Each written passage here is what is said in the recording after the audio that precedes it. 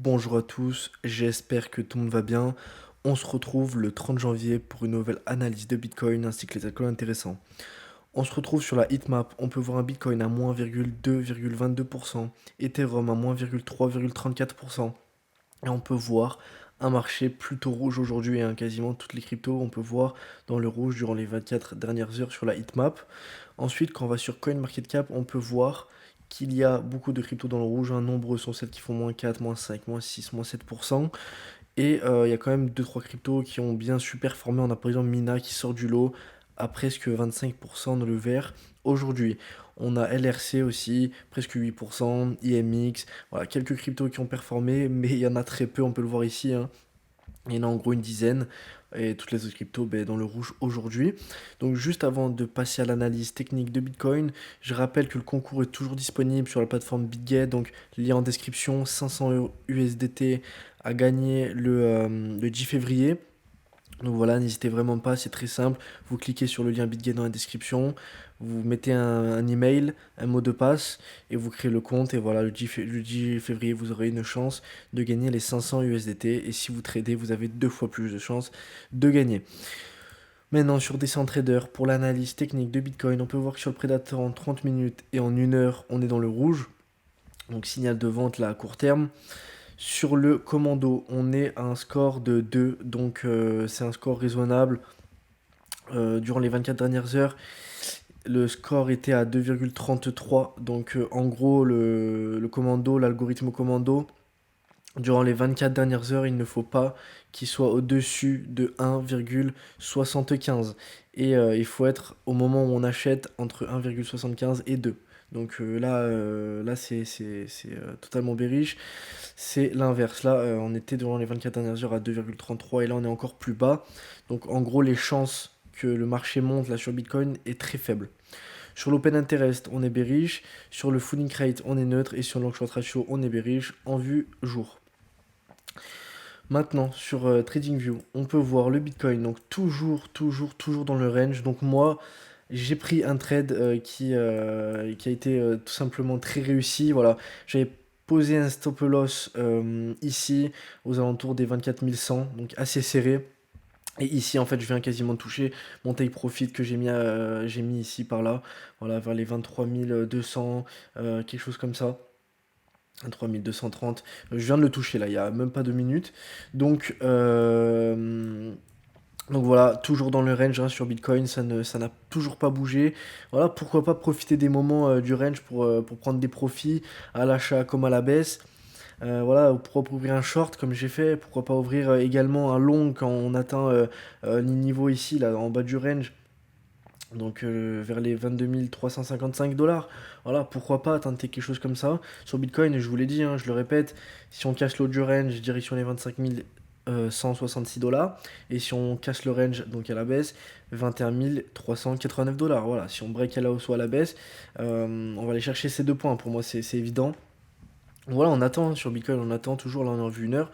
Voilà, toujours là sur le Predator, on est toujours à l'achat, on peut le voir, mais bon, voilà, malgré la bougie orange là qui dirait de vendre, même s'il y a le point dessus, donc c'est incertain. Voilà, par contre, en 2 heures, là, on est à la vente. On est à la vente depuis maintenant 3 heures, 3 heures et demie. Voilà, sur Bitcoin, ça n'a toujours pas bougé. On attend que le range se casse à la hausse comme à la baisse. On a Matic. Je vous avais mis, hein, la résistance ici, hein, des 1.1892 dollars. Je vous l'ai dit dans la dernière vidéo là, il faut falloir qu'on casse et qu'on aille chercher les 1.3072. Sinon, et ben, directement, on a des chances de se faire rejeter. Voilà, on s'est fait rejeter là sur le support, sur la résistance, pardon. Donc maintenant, on va aller chercher le support des 1.0556 dollars. Possible sur Matic à surveiller. Tant qu'on casse pas cette résistance, on reste bearish, hein, sur Matic. On reste à la baisse. On a LDO. LDO, donc là on est en vue 2 heures, donc on peut voir qu'ici il y a un gros support qu'on vient de casser en vue 2 heures, mais pour moi on reste toujours, en fait tant qu'on on casse pas en vue day ce support là, on est en vue day, tant qu'on clôture pas en dessous, pour moi on reste assez bullish sur LDO, franchement LDO il peut remonter assez rapidement.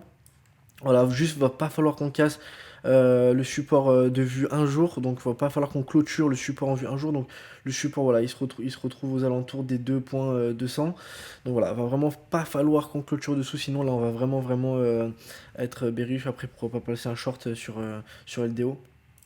Voilà. On a Theta, donc Theta, on peut voir que là, il y avait un canal ascendant comme ça. Donc là, on est en vue 2 heures, on vient de le casser. Donc là, c'est pareil, en vue day, là, on est en dessous, mais il va vraiment pas falloir qu'on clôture dessus.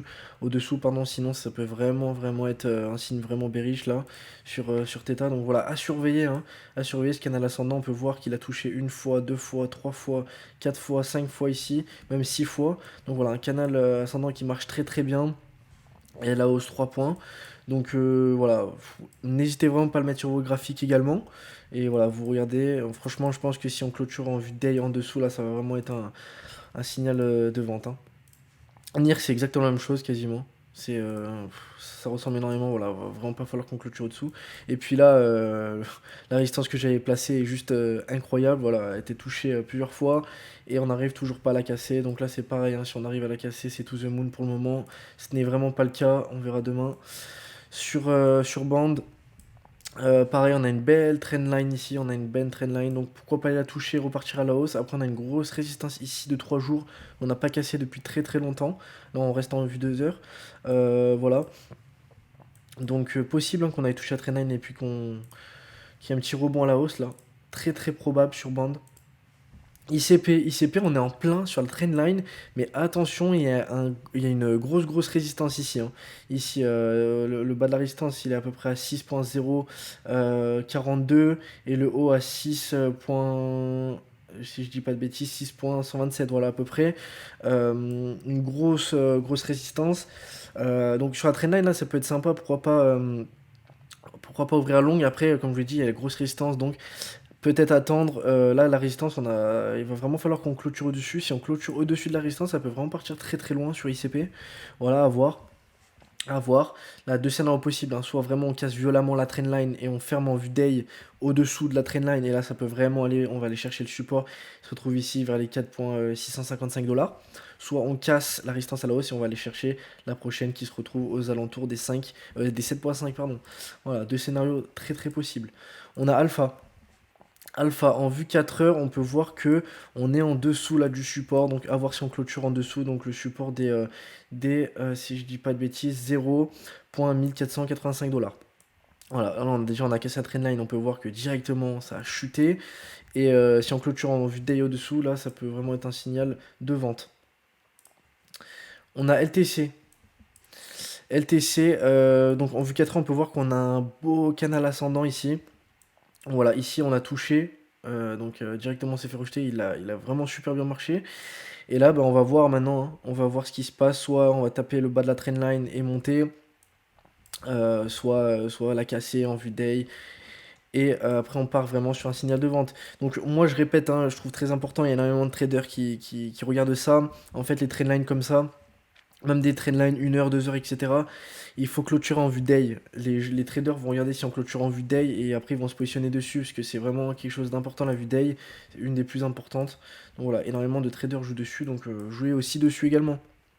Là, sur le support d'Alcoin qui tient super bien, hein, le bas du support là au 5,891 $. Voilà. Possible qu'on aille faire un rebond et qu'on aille rechercher la résistance. Après, pourquoi pas la casser. Pour le moment, c'est pas le scénario d'Upcoin, on est en train de latéraliser un peu en ce moment sur Upcoin là.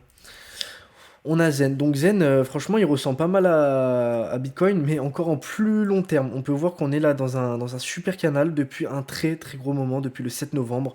Donc voilà, très intéressant ici. Pareil, on l'a touché hein, hier. On l'a touché directement, on s'est fait rejeter violemment. Euh, donc voilà, si je mets la vue normale, on peut voir que vraiment on a pris une énorme bougie dès qu'on s'est fait rejeter en fait, simplement, hein, du haut de canal là. Donc voilà, pourquoi pas, pareil que Bitcoin, prendre un trade à la baisse ici, ouvrir un petit short, ouvrir un long ici quand on touche ces points là, hein, ça peut être intéressant. Pour l'instant, il marche très bien ce range, hein. Ça fait un très gros moment qu'on est dans ce canal là. Voilà, pourquoi pas placer un trade là-dessus zen. Il va vraiment falloir qu'on casse au-dessus ou en dessous pour avoir un signal de vente ou d'achat, parce que pour le moment, bah, on latéralise hein, tout simplement. On a EOS. Donc EOS, là, on est en plein sur un gros support. Ici, on peut le voir. Un gros support qui a tenu, regardez, le nombre de fois qu'on s'est fait rejeter de ce support. Donc voilà, à voir maintenant hein, si on clôture en dessous, en vue day ou non. Mais en tout cas, un gros support. Ici, donc possible qu'on fasse... regardez, on a déjà pris une petite bougie là. Possible qu'il y ait un petit rebond à la hausse hein, sur EOS, pourquoi pas. De toute façon, je vous tiens au courant. Demain, on verra tout ça dans la prochaine vidéo. Donc voilà pour les cryptos intéressantes du jour, pour les points à surveiller, etc. etc. N'oubliez pas, ce n'est pas un conseil financier. Faites vos propres analyses et on se dit à demain pour une prochaine vidéo. Ciao, ciao.